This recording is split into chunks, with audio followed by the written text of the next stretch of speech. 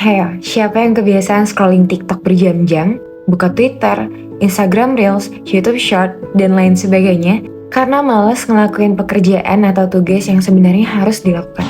Atau siapa yang suka nunda-nunda? Jadi udah berapa banyak kesempatan yang tersingkir nih cuma gara-gara procrastinating yang gak ada akhir?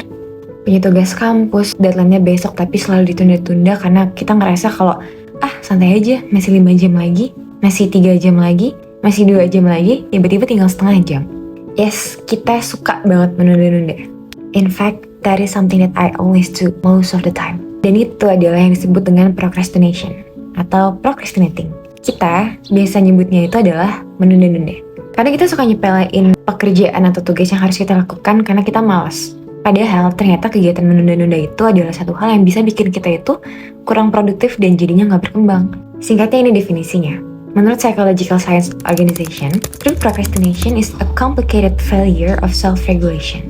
Yap, menunda-nunda adalah salah satu kegagalan dari cara memanajemen atau mengatur diri. Nah, beberapa ahli itu mendefinisikan kalau procrastination itu ketika kita menunda-nunda suatu pekerjaan, suatu tugas, suatu order yang sebenarnya kita sendiri tuh sadar kalau misalnya kita menunda hal itu, kita akan mendapatkan kerumitan yang lebih sulit lagi untuk dikerjakan. Jadi sebenarnya di dalam diri kita tuh udah sadar kalau ketika kita mager, ketika kita rebahan aja, ketika kita nggak mau nyicil pekerjaannya, kita malah akan mendapatkan kerumitan, kita malah akan dapat durasi waktu yang lebih pendek. Kita sebenarnya sadar. Nah, yang gak kita sadarin itu kebiasaan untuk procrastinating itu benar-benar buruk karena menunda-nunda tuh udah pasti bakal memperburuk keadaan. Ketika kita punya waktu yang lebih panjang untuk bisa menyelesaikan suatu pekerjaan, suatu tugas, karena kita tunda, karena kita berpikiran bahwa masih ada waktu, masih bisa aku kerjain nanti, pekerjaan yang seharusnya kita kerjakan dengan baik, dengan quality, dengan hasil yang mungkin maksimal, jadinya nggak bisa terselesaikan dengan baik.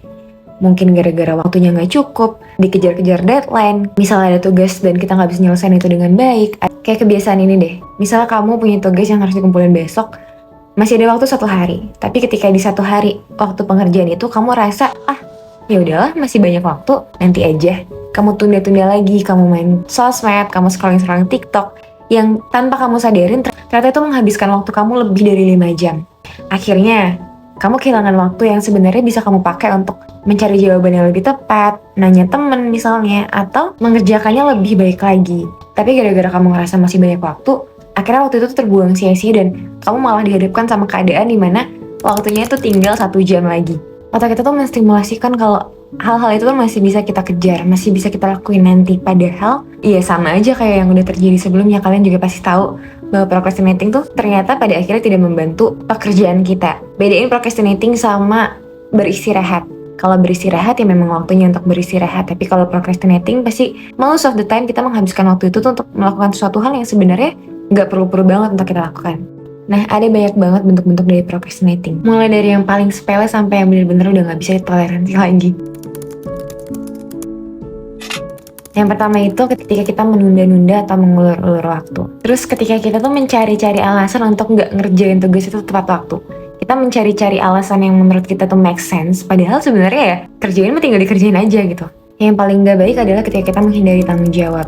Harusnya kita yang menyelesaikan, gara-gara kita menunda-nunda pekerjaan itu nggak selesai, malah jadinya beban untuk orang lain juga. Terus kita nggak tahu skala prioritas, mana yang lebih penting untuk dilakukan duluan, mana yang sebenarnya kerjaan-pekerjaan yang harusnya dieliminasi. Dan yang paling parah adalah ketika kita mengulang-ulang kembali kegiatan menunda-nunda atau procrastinating itu. Jadi itu udah jadi habit karena kita ngerasa, ya udahlah masih aman-aman aja. Tapi semua pekerjaan yang kita lakukan ketika kita procrastinating itu hasilnya nggak maksimal. Jadi seharusnya kita bisa lebih berkembang, kita bisa melakukan pekerjaan yang hasilnya lebih baik, jadinya nggak terselesaikan dengan maksimal. Nah, biasanya ada beberapa causes atau penyebab dari procrastinating yang biasanya terjadi sama diri kita.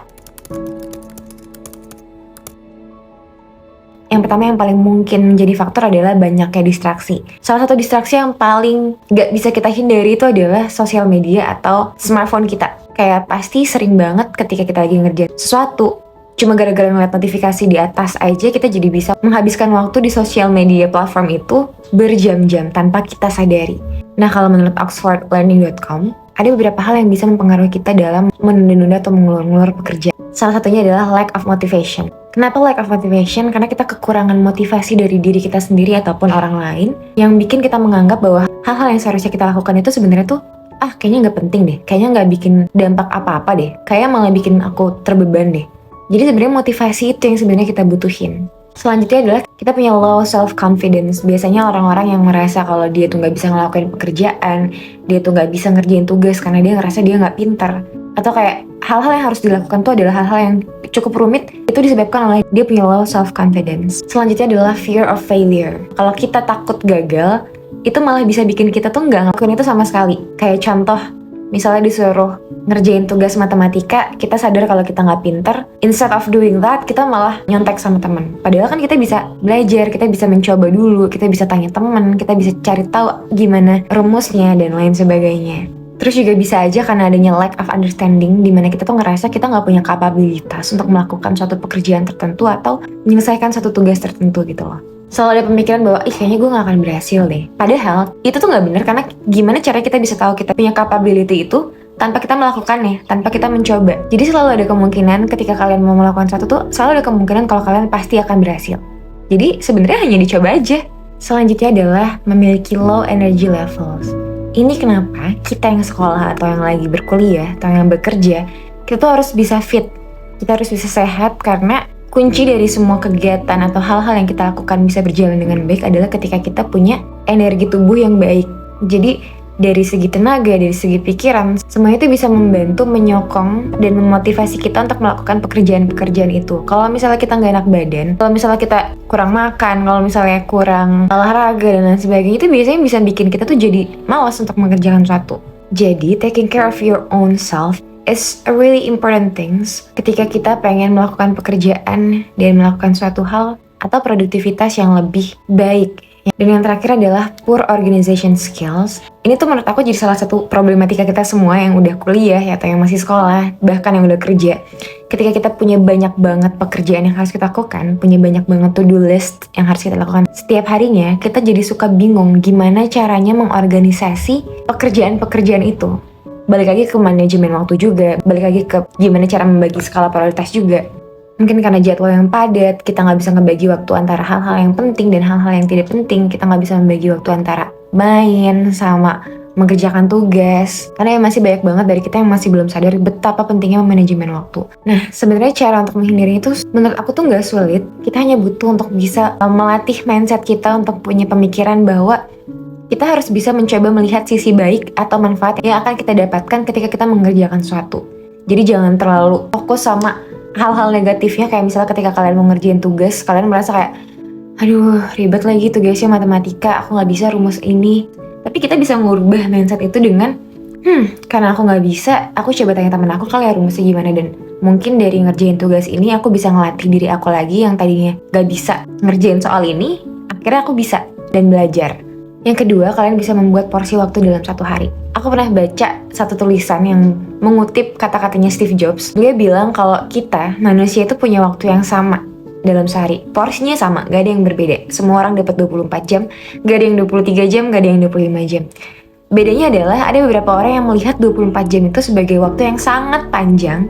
Jadi mereka tuh bisa melakukan banyak sekali aktivitas. Dan di lain sisi, ada orang yang merasa waktu 24 jam itu bener-bener dikit, bener-bener mepet banget, karena mungkin dari kegiatan-kegiatan yang harus dia lakukan dia nggak tahu gimana cara membagi waktunya. Kapan harus istirahat, kapan harus mengerjakan, kapan harus fokus untuk makan, kapan harus entertain dirinya sendiri.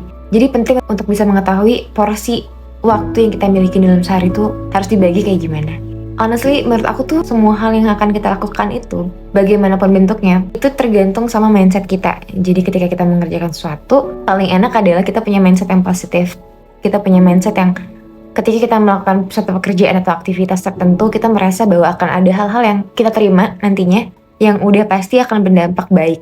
Jikapun ada dampak buruk yang kita terima gitu, pasti ada hal-hal yang bisa kita pelajarin. Ada hal-hal yang bisa jadi pelajaran dari baik buruknya atau berhasil gagalnya suatu pekerjaan yang kita lakukan. Jadi kalau misalnya kalian masih sekolah, masih kuliah, atau udah kerja, kalian merasa sulit banget untuk bisa melakukan suatu pekerjaan dengan baik, dengan maksimal, karena kalian selalu menunda-nunda dan mengulur waktu. Ada baiknya kalian coba pelajarin gimana caranya manajemen diri. Ada banyak banget buku-buku yang udah berkeliaran di toko buku, kita punya gadget, manfaatin gadget itu untuk bisa cari tahu gimana cara menghindarinya. Yang paling penting adalah kalian harus tahu apa yang kalian butuhkan. Dan yang terakhir adalah ubah mindset kita kalau apapun yang kita lakukan, apapun yang kita kerjakan itu pasti akan memberikan satu hal positif, kecil atau besar, pasti bisa jadi suatu pelajaran dan akhirnya bisa bikin kita jadi jauh lebih berkembang. That's for today's video. Aku An, ketemu lagi di Buka Sudut Pandang selanjutnya.